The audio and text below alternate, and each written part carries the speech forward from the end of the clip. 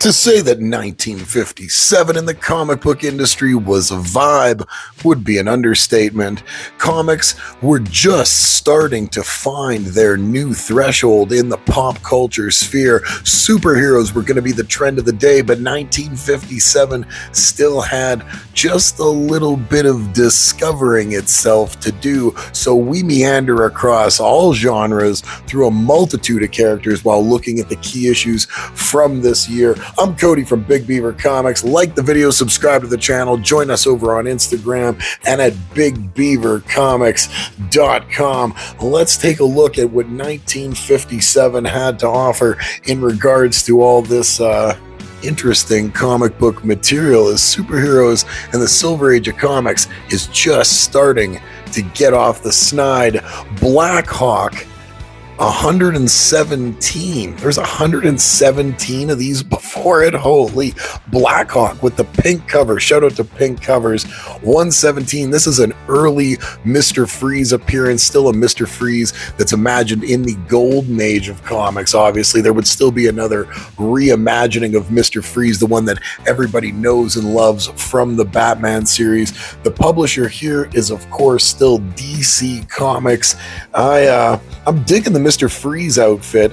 It's got kind of a Baron Zemo vibe to it, and I don't know if does that guy have like a Thundercats logo on his blue outfit there? That kind of looks sort of Thundercat-y. I would imagine that's probably Blackhawk. Blackhawk 117, October of 57. One of the big books coming out of the 1957 comic book lineups.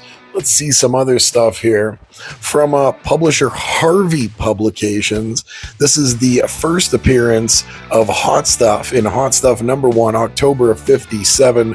I'm digging the little devil. Does this guy come from like a brand sort of thing? Did they spin this off into like a food brand or a candy brand or something? Why does this look really familiar? I like this guy. I don't know who this little devil dude is, but this guy looks gnarly, man. I'm into that guy. It feels like I've seen him before, though, so that might be from some other brand somewhere else. But Hot Stuff #1, first appearance of Hot Stuff. Harvey Publications coming in. Let's see. Haunted Thrills #5, July 1957. This is by publisher La Prensa. This is the Mexican edition with the skull cover on it. I think I just picked this because it was really boss. I don't think there was like a big reason where I was like, like I got this grand idea. I was just like, this is a really dope cover, and it seemed like it was fairly sought after when I was doing the financial research. Not that we're going to talk about any dollars and cents here, but I like the cover. Looked really dope. It's got a very Day of the Dead sort of a ambiance to it, and I like horror comics, so that's how it made it on this list. And like I said, when I did my due diligence, I was out there auditing the comics from the 1957 a year. The book did find itself being quite sought after. Like I said, I believe it's a low print run, hence the Mexican edition, because it doesn't say Haunted Thrills on the cover. It says Misterios del Gato Negro. That's what it says right there. I like the green skull, though. Moving along, publisher Charlton Comics, Out of This World on some SeaWorld, looking for I don't know, a mermaid man or merman. Is that what you'd call it? Is that Aquaman? And some sort of a red serpent under the water. This was a bad world to travel to, my friend.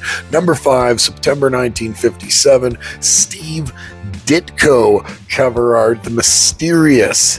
The ever mysterious.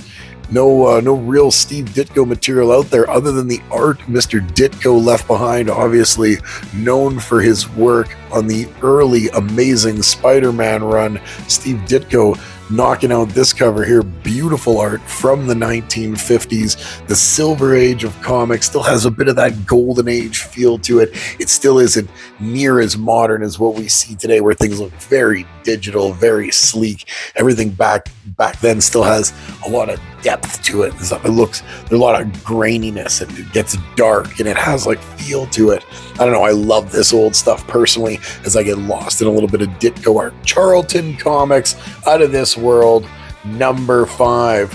What else do we have? A story by Stan Lee. If you watched the 56 video we did, Stan had a thing for Sherry the Showgirl, who we all decided universally, and when I say we all, I mean me and the voices, but we all decided that we would have betted Sherry, and Nellie the nurse looks like she could catch it too if things really were, if that's what she was angling for. Story by our young friend, our young and very primed at the pump friend, Stanley Lee, obviously known for his later work writing stories for a little-known publisher called Marvel Comics. This year done by Atlas Comics, Nellie the Nurse, #1, 1957. Oh, Nellie, come and treat my broken heart for me. Let's see what we've got. More eccentric stuff. Jughead's Folly, #1, 1957 as well.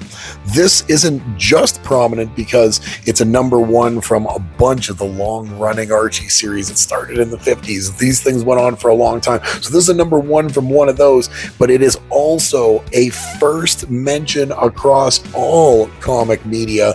First mention of Elvis Presley in comic books. Publisher, obviously, of Jughead stuff would be Archie Publications. And yeah, don't be cruel to Jughead. This is probably a really pricey book. So if you find it out there for a good deal, yeah, take it to the Heartbreak Hotel. That's my Elvis analogies. Carry on. Stop asking so many questions. Harvey Hits. Harvey Hits, this is a first solo comic, just a dedicated, no, not just a couple panels inside a book, not just a page or two, a splash page or some sort of teaser. We're talking the entire publication. Harvey Hits, #3, November 1957, the first solo book of my man Richie Rich. I don't know if you've seen the Macaulay Culkin movie. I saw it as a kid in the movie theaters. He had a McDonald's in his house, and that was the coolest shit I ever seen in my life. Publisher, Harvey Publications. We've got, I don't know who the publisher is of this. I'm not sure if this was just a publishing company, but this is Treasure Chest of Fun and Fact. No, you hear my dog barking, he's going to attack some people. #11, January 1957. This is actually Bill Russell, the famed basketball Hall of Famer, 10-plus time champion, and Casey Jones as well, who was also his college teammate, is on this team as well. This is the University of San Francisco. That's who this comic book is, this rendition of. But yeah, Bill Russell, Casey Jones, predates Bill Russell's rookie card in the NBA. This is a very low print run, obviously a regional distribution sort of thing. Very much sought after, very difficult to find in high condition, and kind of delves over into a sphere of other things I enjoy, which is the collecting of sports cards and memorabilia. So Bill Russell comic book. There you have it. Again, I don't know who the publisher is. I even seen the inside notes on this and got all the information on the volumes and the good stuff, but there wasn't a real distinguished publisher name. So, you know what? Published by me. I'm going to take credit for it now. So that was published by Cody. You are welcome. Couple more books to go in 1957. Detective Comics, a famous cover. A lot of action figure collectors will note all the different Batman colored costumes here that has cost us a pretty penny to keep up with, as we have to buy multitudes of the same action figure Batman. This is the Rainbow Batman cover. Nothing overly dramatic takes place in this book, but this Detective Comics 241 from March of 57 is very sought after because of the iconic cover, obviously published by DC Comics. Now, the final rip of books we're going to look at is from a collection that I said in the previous video, 1956. If you haven't seen it, go back in the archives, take a look, that we were going to see quite a few entries from Showcase #7 from DC. This is March, April 1957, cover and art by the famous, the infamous, the legendary, the iconic, the immortal Jack King Kirby.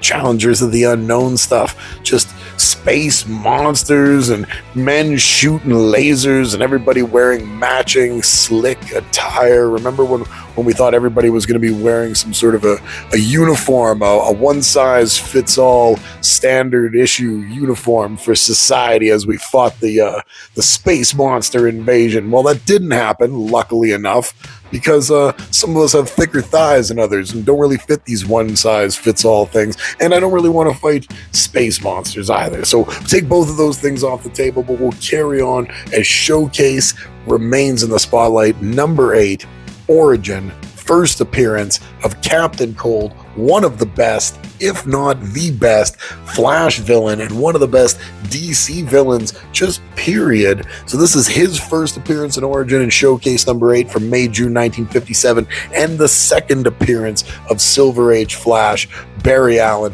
who we saw previously in one of the earlier showcases in a very, very, very, very, very expensive book from 1956. This is the second appearance, obviously, with Captain Cold's first appearance, still a very expensive book and very sought after in high grade. One more book remains in 1957. If you like this video, go down, subscribe, leave a little thumbs up, maybe give us a comment, tell us how we're doing. Go check out BigBeaverComics.com. Big Beaver Comics also over on Instagram. And if you like wrestling, professional wrestling, we do Golden Age documentaries over on our wrestling channel here on YouTube. That's Carney, C-A-R-N-Y. Go check that out. The final book from 1957, Showcase number 9, August 1957. This is the first, the tester run solo book for Lois Lane, Superman's girlfriend, as they called it. That they would call it that as it kind of continued on, which is, I think it takes a little bit off of Lois Lane. I think she could have carried the book without us having to give Superman, get her to get the rub off him, no pun intended. I'm sure she was giving him the rub just as much behind the pages. But here on the front cover, I don't think she needs Superman's rub at all. I think she could carry this book on her own. In retrospect, Lois Lane, the first lady of the DC comic book brand, no question about it. This is her first solo book. Very, very sought after by collectors. That was 1957. Join us again as we come back and look at 1958 in a future video. I can't guarantee you when, but when I get there, I'll be damn beautiful doing it. You guys stay cool out there. Peace.